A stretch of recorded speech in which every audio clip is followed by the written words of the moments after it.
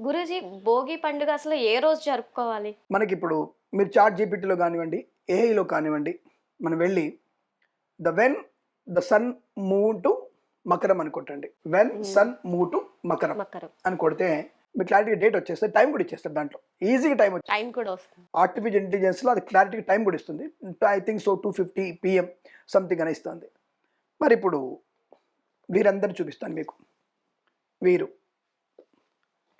మనకి భారతదేశ సమ్మిళిత సనాతన పంచాంగం, భారత ప్రభుత్వంతో ఆమోదించబడిన పంచాంగం ఇదొకటి. తర్వాత జ్ఞానానంద సరస్వతి జనార్దన సరస్వతి స్వామివారి సంస్కృతి పీఠం వాళ్ళది, ఇది కుప్ప ఆంజనేయ శాస్త్రి గారిది. ఈ 3 పంచాంగాలు దాదాపుగా మనకి 14వ తేదీ పండగ అని చెప్తోంది. 14వ తేదీ మకర సంక్రాంతి. మరి 14వ తేదీ మకర సంక్రాంతి మరి భోగి ఎప్పుడవుతుంది? 13వ తేదీ భోగి పండుగ అవుతుంది. ఇక్కడ మీకు ఈ పంచాంగం చూపిస్తాను. ఇలాంటిదే బుట్టేవారు అని ఒక ఆయన ఉంటారు. బుట్టేవారు అని ఒక ఆయన ఉంటారు. ఆయన శ్రీశైల ఆస్థాన సిద్ధాంతం అంటారు వారు. దాంట్లో ఇప్పుడు ఈ పంచాంగం బుట్టేవారి పంచాంగంలో మీరు వర్జ్యాలు దుర్ముహూర్తాలు చూసుకుంటే దీంట్లో మన 40 నిమిషాలు తేడా వస్తుంది వాళ్ళకి వీళ్ళకి. ఈ ఇద్దరు మళ్ళీ 15వ తేదీ సంక్రాంతి అని చెప్పారు. 15వ తేదీ సంక్రాంతి. ఇక్కడ ఎందుకు గురుగారు అలా చెప్పారు? మిమ్మల్ని అడగాలి కదా, మాకు తెలియదు కదా, సిద్ధాంతంలో తెలియదు కదా అంటే నేను వాళ్ళని అడుగుతున్నాను. నేను ఇందులో శ్లోకం చెప్పారు.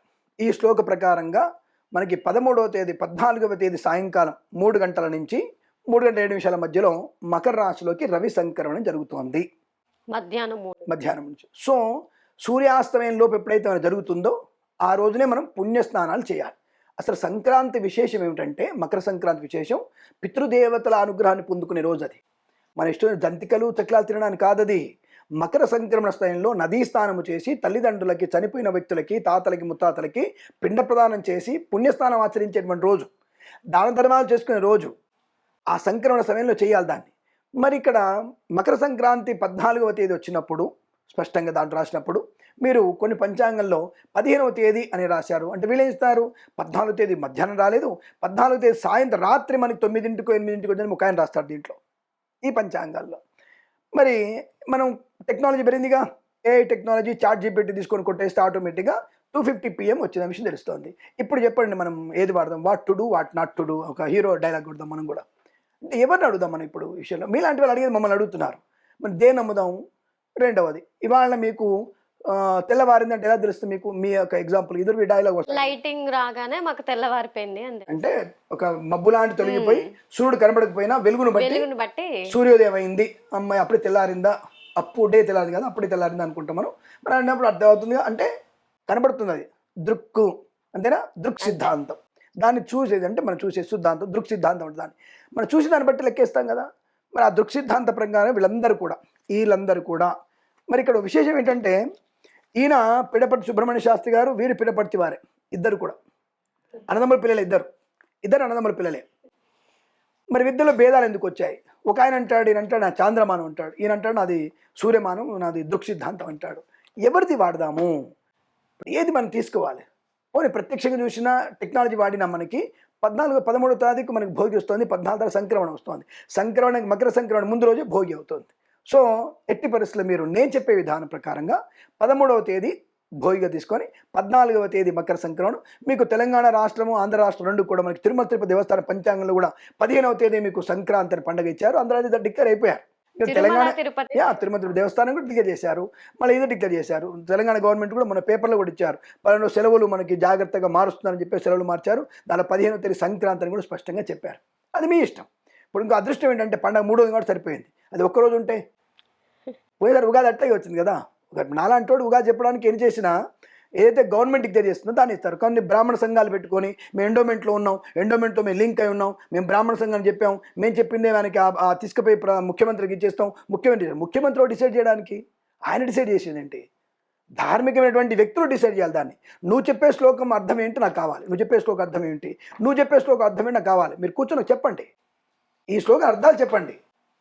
ఇంతకన్నా కదా ఏ శ్లోకాల అర్థం మనకే అర్థం కాదంటే నీ కూడా శ్లోకాల అర్థం ఆయన శ్లోకం చెప్తున్నాడు, నేను శ్లోకం చెప్తున్నాడు. అది దానికి ఒక మంచి సాహిత్య పండితుడిని, సంస్కృత పండితుడిని తీసుకొచ్చేసి ఈ శ్లోకానికి అర్థం ఉందని చెప్పేసి కూర్చోబెట్టేసి మాట్లాడితే డిసైడ్ అయిపోతుంది.